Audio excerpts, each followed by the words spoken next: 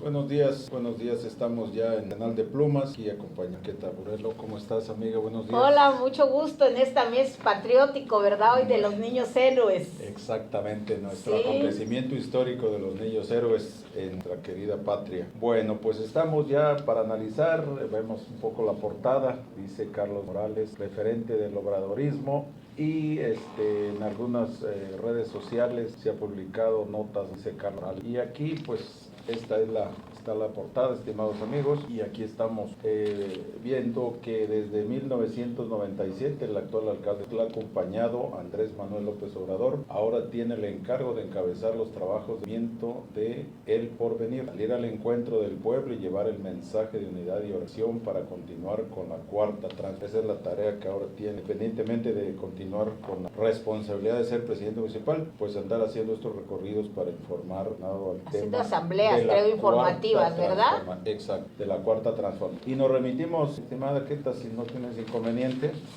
a las opiniones y nos vamos con lo que señala el apreciado amigo Ricardo del Muro Sánchez en su nota austral y dice la ingrata muerte de Simón Bolívar. Y hace referencia a datos históricos que yo los invito a leer siempre para conocer un poco de la historia de Bolívar, porque es muy interesante cuando Ricardo cita que él prácticamente fue desterrado de su encargo y quería él viajar a Europa, pero no le fue posible y se fue a ir a un rancho que le duró 11 días de exilio porque fallece. Llegó enfermo el 6 de diciembre del tren, solo para morir 11 días después, víctima. Y Así luego, es. fíjate que el tema es, como siempre, muy interesante leer compañero y amigo Ricardo del Muro, porque estos datos históricos son muy interesantes. Un poco conocidos, además de la historia de Simón Bolívar, ¿no? Exactamente, pues aquí en la fecha de fallecimiento, el señor tenía 47 años. Sí, muy joven. Y es increíble. Se morían muy jóvenes. Cuando uno repasa la historia también de México, fíjate que Ignacio Zaragoza gana la batalla de Puebla, tenía como 23 o 25 años y desafortunadamente víctima pues de la vida de los cuarteles, que ha de haber sido en esa época pues bastante dura, además en condiciones insalubres. Él muere de cólera, Ignacio Zaragoza, y muy joven. Eran enfermedades que ahora son curables.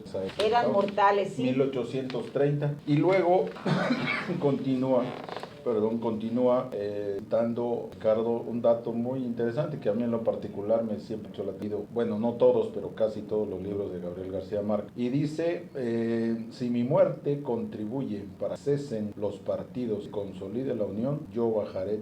Este dato y esta historia de Simón Bolívar le sirvió a Gabriel García Márquez para escribir El General en su laberinto 1909, que se centra en el viaje que llevó a Simón Bolívar a Santa Fe de Bogotá, a la costa caribeña de Colombia, para intentar abandonar América.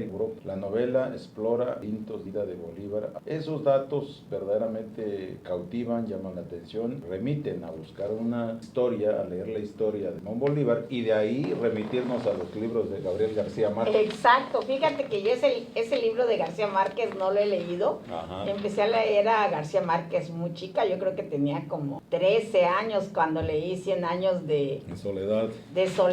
Y de ahí todos los demás, ¿verdad? Sí. Y siempre a Simón Bolívar es un personaje que me ha llamado la atención, porque tanto él como Morazán en Centroamérica trataron de unir a todos los países, crear esa gran América, sí. ¿Verdad? Sí. América, y además Simón Bolívar no solo fue libertador de un país, fue libertador de varios países e inspirador de varias gestas de independencia de Sudamérica. Y es triste ver, pocos conocen, yo creo, esta parte de la historia de Bolívar, cómo termina él en la pobreza y abandonado, y tendrían que pasar muchos años para que se reconociera, ¿no?, su papel de libertador. Exactamente, la historia. Simón Bolívar, reconocido en toda América, una cantidad de escuelas, de institutos llevan su nombre. Así es. Y en los países prácticamente de Sudamérica, todo un héroe y un personaje como los que tenemos en nuestro país. Luego nos vamos, querida Queta, a donde habla Eugenio Hernández Sazo de democracia virtual y Así dice: es. la oposición unida jamás será vencida.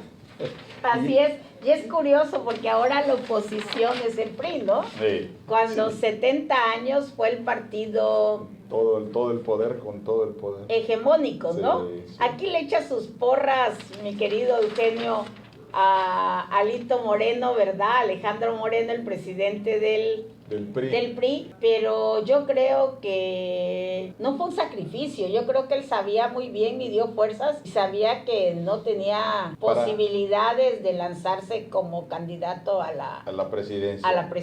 Y ¿verdad? en la opinión del ciudadano común es una pena realmente su ejercicio con los señalamientos que se han hecho públicas y que él no ha tenido la capacidad de explicar claro. Entonces eso afectó mucho Así es. en su presencia en todo el país y ni él ni nadie pudieron hacer algo para poder recibir ese daño político y por eso los resultados y las consecuencias y el momento histórico en el que está. Él sabía perfectamente que los números ni la opinión pública le daban, ¿no?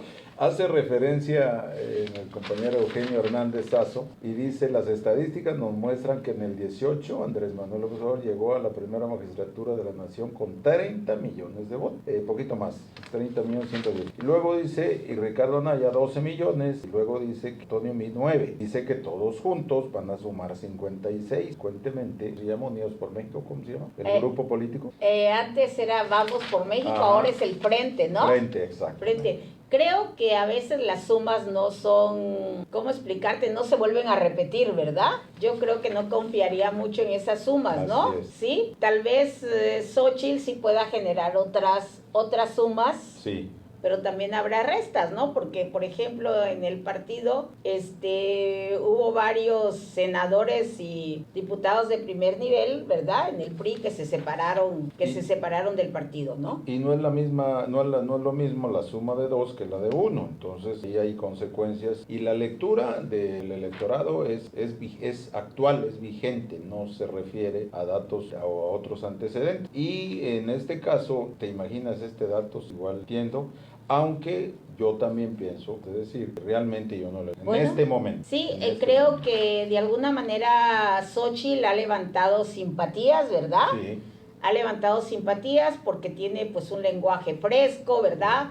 Otra manera de hacer política que no corresponde a la política tradicional que normalmente se hace, ¿no? Y entonces eso ha levantado muchas esperanzas en la oposición. Sí. Pues esperemos el final, que de alguna manera no va a dejar de estar cardíaco, ¿verdad? Va a estar interesante.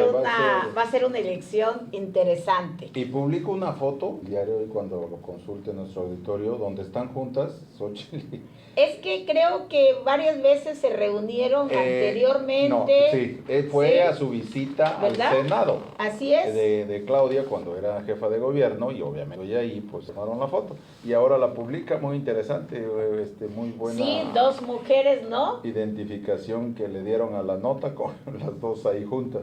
Sí. Y lo que te quería decir para terminar democracia virtual, esto es algo que a mí en lo siempre preocupado, porque de los 96 millones que ahora somos oficial de elector para votar, 40 millones no tienen ningún interés por participar, según ese abstencionismo es muy preocupante. Si examinamos la última elección importante que fue la del Estado de México, sí, el abstencionismo fue que decidió realmente la elección. Una diferencia enorme, ¿no? Bastante. De abstencionistas, ¿no? Y yo digo, ¿no les preocupa? ¿Consideran que no les afecta? Yo creo que a todos nos afecta de alguna u otra manera que tal o cual partido llegue al poder. No analizan, no asumen las consecuencias que a todos nos afecta, ¿no? Sí, los que creemos es obligación, es una responsabilidad del ciudadano ejercer su derecho al voto. Además, lo que cuesta organizar una elección para que se refleje más no la participación, realmente, porque es falta de cultura cívica, es falta de interés, es falta de patriotismo, porque debemos de para eso, donde debería ser mínimo pensionismo, porque es imposible erradicarlo, 100%, porque hay muchas razones, no puede precisamente ese día ir a una urna y a una casilla y es su derecho, pero en su mayoría es diferente. Personas, yo he escuchado a personas de voy y que deciden tomarse ese día, que casi siempre es domingo, de 8 de la mañana a 6 de la tarde, pues para hacer otras cosas, irse a algún lugar tal vez, no participar en esta fiesta cívica que es tan importante. Y fíjate que no es un problema solo de México. No. Es un problema internacional. Sí. En algunos países han puesto hasta castigos para que la gente vaya a votar. Mientras este castigo está vigente, votan. Pero cuando lo quitan, vuelven otra vez, ¿no? No obstante que los candidatos estén en su campaña permanentemente invitando a votar, no hay, pues hay oídos sordos. Pero bueno, como dices, mi querida Keta, vamos a ver qué sucede el primer domingo de junio. Así es, señoras y señores, sí. Si no tienen su credencial de lector, si no está vigente, revísenla, porque creo que el INE va a dejar, ¿no? Sí. Pero aunque no esté vigente, va a dejar votar, ¿no? Hay algo así, no. Bueno, no tengo no me hagan mucho caso, tal vez no esté muy bien informada. Ajá. Pero acudan a las oficinas del INE más cercanas a ustedes si su credencial ya no está vigente o si no tienen credencial por diversas razones. No se pierdan de participar en esta fiesta cívica, en esta fiesta de la democracia, porque si no, luego no acusen a nadie de que quienes llegaron y quienes están gobernando. Sí, bueno. Nos vamos a Quebradero de Jaime Solórzano Cisner. Fíjate, Javier Solórzano. Yo decía que siempre sabía de Javier Solórzano, pero no sabía que era Sincer. Okay. Dice, está que se va y se va. Fíjate, y habla, pues esto va a seguir dando, como dicen en mi querido Comitán, sigue la mata dando, porque vamos a seguir leyendo este tipo de información relacionada a la implina, o como le queramos llamar, de don Marcelo Ebrard Castro. Y él dice que vino a evidenciar, entre otras cosas, dice que vino a evidenciar la forma y el fondo de la distancia que existe entre Mario Delgado, ex cercano, ¿verdad? Que no se nos olvide que juntos trabajaron en el gobierno de México, y uno como, ¿qué jefe de gobierno? Ya, sí, ¿verdad? Sí, jefe de gobierno. No era el jefe. Y él como secretario de Finanzas. Fue una gente muy cercana. Bueno, la política, así se dan las cosas, hablan de cargadas, y esta es una de ellas. Se va a Macedonia, que continúe presidente. Y esto es lo que, en otras palabras, dice que según él, Marcelo, y hoy escuchaba un noticiero de la televisión por la mañana, donde le sacaron una serie de elementos que evidencian que verdaderamente don Marcelo estaban las formas claras, se sujetaron los 5. Por lo menos se respetaron, ¿no? Lo que él propuso inicialmente, ¿no? Sí, pero en el momento del proceso del escrutinio, establecieron criterios y fueron muy claros. Y según esta nota vi hoy en la mañana, los 6 aceptaron esas reglas al inicio o un día anterior a llevar a cabo de lo que se había acabado. Y luego, yo no lo quiero decir de esta manera. Yo supongo que él, para justificar lo que él ya tenía planeado, que era impugnar el proceso, provocó lo que se dio a conocer, que fue que no lo dejaron entrar.